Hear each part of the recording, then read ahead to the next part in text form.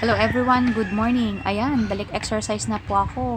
Medyo matagal-tagal akong hindi nakapag-post ng video sa aking accounts, YouTube and FB, dahil hindi po tayo nakakapag-exercise.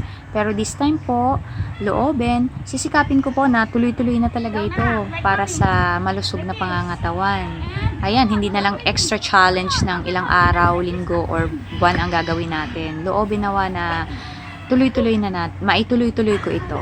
So, ang motto natin, ang ehersisyo ay importante para sa malusog na pangangatawan. Ayan, lalong-lalo na kung may umaasa sa atin na kagaya ko, extra challenge sa akin dahil ang anak ko, 5 years old pa lang at medyo may edad na ako. So, kailangan talaga magpursige ako at magdesisyon na maging malusog para sa kanya. At wala tayong panggastos sa mga sakit-sakit na yan. O kung may konting man na itabi, sayang naman kung mapupunta lang sa pagpapagamot. Ayan. Tingnan nyo po, sana subaybayan nyo kami ng aking anak sa aking accounts. Yeah, sa YouTube, Tams Fitness Food and Music channel. So, hindi lang po pag-ehersisyo, kundi ang healthy food preparation and ang aming music. Ayan. So, importante din kasi sa anak ko na magkaroon ng ganitong ehersisyo. Parang sports na rin para magkaroon siya ng focus.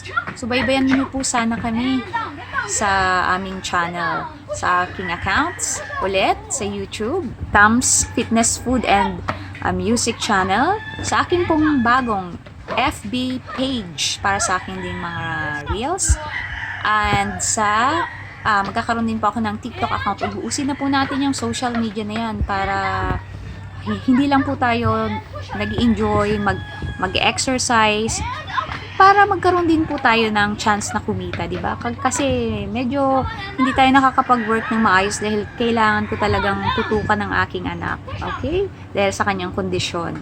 At sana, loobin ng Panginoon, gumaling siya.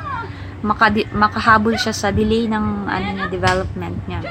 Okay? Samahan niyo po ulit ako. Please follow and subscribe. Thank you so much!